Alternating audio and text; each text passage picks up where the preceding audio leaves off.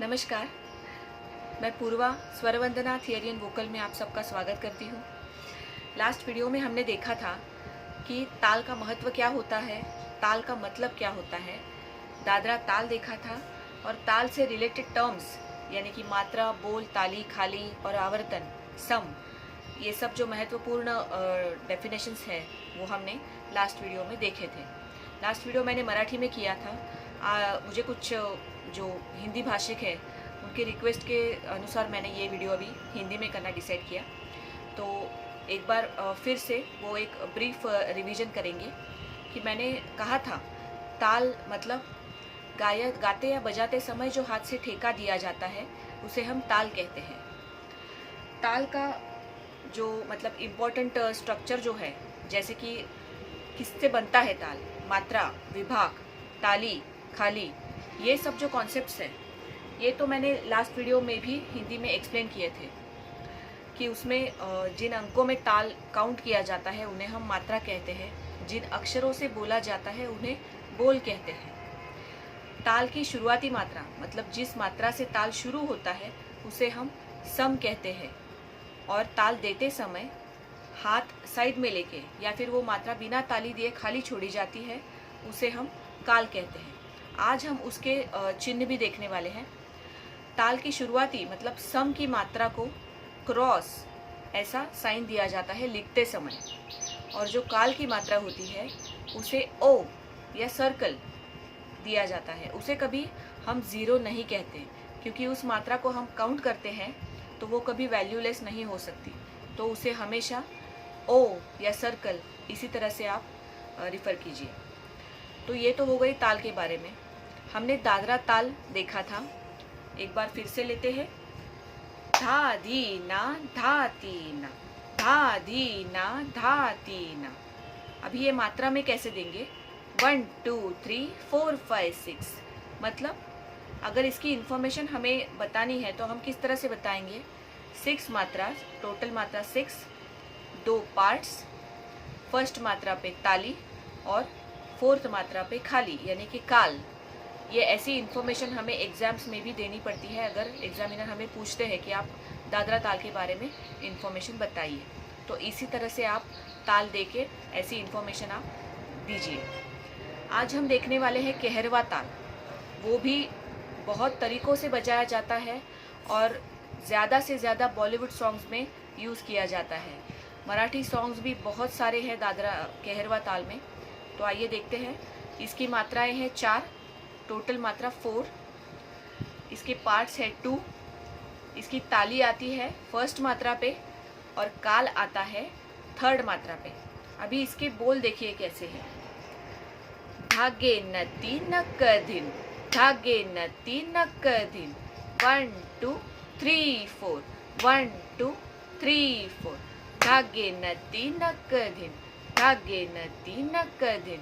इस तरह से कहरवा ताल दिया जाता है। दादरा और कहरवा ये दोनों ताल सुगम यानी कि लाइट म्यूज़िक के लिए ही जैसे बने हैं, इसलिए इन तालों में बहुत सारे गाने हम सुनते हैं और बहुत सारे गाने बना भी रहे हैं लोग। तो आप ये 2 ताल अच्छी तरह से रिवाइज़ कीजिए। इसके बारे में अगर कोई डाउट रहेगा तो मुझे ज़रूर कमेंट बॉक्स में डालिएगा। लाइट म्यूज़िक अपनी जो संगीत पद्धतियाँ हैं तो उसमें 2 टाइप्स होते हैं, जैसे कि एक रागदारी यानी कि शास्त्रीय क्लासिकल म्यूज़िक, और दूसरा होता है लाइट यानी कि सुगम संगीत, लाइट म्यूज़िक। सुगम, इसके नाम में ही इसका अर्थ छुपा हुआ है। सुगम यानी कि सुगम्य, इजी टू अंडरस्टैंड, जो अच्छी तरह से हमें आ सके, समझ सके, याद रह सके और सहजता से गाया जा सके, वो होता है सुगम संगीत। बहुत सारे लोग सुगम संगीत सीखते हैं। अगर आपको कोई पूछे कि सुगम संगीत मतलब क्या, मतलब आप क्या सीखते हो, तो आप ये ज़रूर बताइएगा। और हमेशा किसी भी साधक को ये बताना आना भी चाहिए कि हम जो भी सीख रहे हैं वो एक्चुअली है क्या। तो सुगम संगीत एक बार फिर से मैं बता रही हूँ, ये इजी टू अंडरस्टैंड होता है, यानी कि सहजता से समझ सके, गाया जा सके और याद रह सके। इसीलिए हमें सालों से चले आ रहे हैं बॉलीवुड के सब सॉन्ग्स बहुत अच्छी तरह से याद रहते हैं, हम उन्हें समझ सकते हैं क्योंकि उनके ट्यून भी बहुत आसानी से हम याद कर सकते हैं। ऑन द कॉन्ट्ररी जो क्लासिकल म्यूज़िक होता है, रागदारी संगीत, जहाँ पे रागदारी शुरू हो जाता है वहाँ पे रूल्स शुरू हो जाते हैं। आप उन रूल्स के हिसाब से ही वो गायन कर सकते हैं। रागदारी में अलग अलग रागों पे बेस्ड हम बंदिशें गाते हैं, ख्याल गाते हैं, उनकी आलाप ताने गाते हैं। ये समझने में थोड़ा सा कठिन होता है कंपेयर टू सुगम संगीत, क्योंकि ये रेडीमेड नहीं होता, हर किसी का ख्याल इसमें आता है। तो ये पहले बहुत समझना पड़ता है, अलग अलग रागों का स्ट्रक्चर समझना पड़ता है, उनके मूड समझने पड़ते हैं, और उसके बाद हर कोई अपने नॉलेज से उन्हें एक्सप्लोर करते हैं। तो ये बहुत पेशेंस वाली बात भी हो जाती है। तो जो भी साधक क्लासिकल सीख रहे हैं, आप कोई भी फॉर्म सीख रहे हो, लेकिन आपका बेस अगर क्लासिकल का रहे तो आपका गला कोई भी फॉर्म में अच्छी तरह से डल सकता है। ये तो मैं आपको मतलब गारंटी में बता सकती हूँ, क्योंकि मेरा खुद का जर्नी जो है वो क्लासिकल से ही शुरू हुआ था। और हर एक साधक का जर्नी अगर क्लासिकल से ही शुरू हो तो उसका गला बहुत अच्छी तरह से किसी भी गाने के फॉर्म में ढल सकता है। तो अगर आप संगीत की रुचि रखते हैं तो आप अपनी शुरुआत क्लासिकल से ही कीजिए, ये मैं इंसिस्ट करूँगी सबको। क्लासिकल से शुरू करना मतलब क्या करना, तो आप उसमें रागों की पहचान क्या होती है, रागदारी संगीत का थोड़ा सा इंट्रोडक्शन आप ले सकते हैं। उसमें अलग अलग राग गाने से अलग अलग मूड्स हम लोग क्रिएट करते हैं। उसमें अगर डेप्थ में आप अगर जाते हैं तो वो कैसे एक्सप्लोर किया जाता है, तो ये सब हमें हेल्पफुल होता है सुगम गाने के लिए। क्योंकि सुगम क्या होता है, सुगम में जो गाने होते हैं वो हमें एक्सप्रेस करने होते हैं उसके भाव के अनुसार, उसके विषय सब्जेक्ट के अनुसार। तो ये सब हमें इजी हो जाता है क्लासिकल की वजह से। क्लासिकल यानी कि रागदारी ये स्वर प्रधान गायकी होती है। स्वर प्रधान मतलब वहाँ पे स्वरों का ज़्यादा महत्व होता है। और सुगम गायकी यानी कि लाइट म्यूज़िक ये शब्द प्रधान गायकी होती है, मतलब यहाँ पे वर्ड्स ज़्यादा इम्पॉर्टेंट होते हैं, ये साहित्य पर आधारित होता है।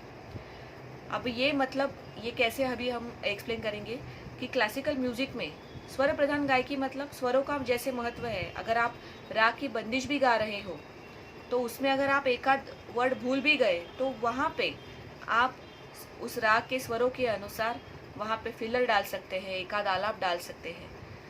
उस राग को कोई हार्म नहीं पहुँचेगा, राग नहीं बदलेगा, राग के स्वरों के अनुसार ही बंदिशें रची हुई होती है। और सुगम में जो भी गाने हैं अगर आप उसमें एक आध वर्ड भूल भी गए, जैसे रहे न रहे हम महका करेंगे बन के कली ला ला ला ला, अगर ये आप भूल जाते हैं तो पूरे गाने की मतलब वो जो मूड होता है वो सेट नहीं हो पाता।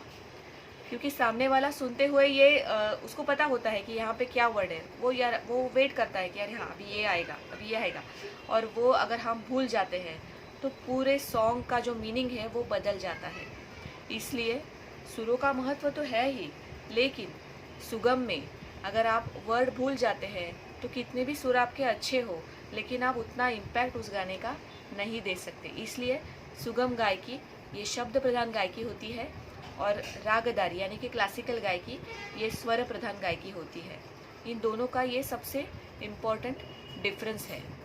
अभी सुगम गायकी में गानों में ये दादरा और कहरवा ताल किस तरह से यूज़ होते हैं ये भी हम नेक्स्ट वीडियो में देखने वाले हैं। आज हमने दादरा और कहरवा किया, इसका आप रिवीजन कीजिए जो भी सीख रहे हैं। कहरवा जो ताल है वो इंडस्ट्री में बहुत सारे टाइप से बजाया जाता है, बहुत 20-25 तरह से कहरवा बजाया जाता है। तो उसे फिल्मी कहरवा, फिल्मी दादरा इस तरह से भी बोला जाता है। क्योंकि अभी इसका जो मैंने मात्रा बताया आपको, धागे नत्ती नक दिन यानी कि 1 2 3 4, तो कहीं कहीं अगर कोई साधक सीख रहे हैं तो उन्हें 8 मात्रा का कहरवा भी कोई सिखा रहा होगा तो उसमें कोई गलत बात नहीं है। यानी कि धागे नत्ती नक दिन लाइक 1 2 3 4 5 6 7 8 इस तरह से भी सिखाया जाता है। तो वो भी सही है और ये भी सही है। केहरवा बहुत तरीक़ों से बजाया जाता है, तो आप किस तरीके में कौन सा सॉन्ग गा सकते हैं और इसमें सम का महत्व क्या होता है, ये हम आने वाले वीडियोज़ में ज़रूर देखेंगे। फ़िलहाल इतना ही। अगर आपको वीडियो पसंद आया हो, कुछ यूज़फुल लगा हो, तो आप ज़रूर सब्सक्राइब कीजिएगा। वीडियो जो नए मेंबर्स देख रहे हैं वो ज़रूर इसे शेयर भी कीजिए, लाइक भी कीजिए। और आपको अगर कुछ डाउट है तो मुझे कमेंट बॉक्स में ज़रूर कमेंट कीजिएगा। नेक्स्ट वीडियो तक धन्यवाद।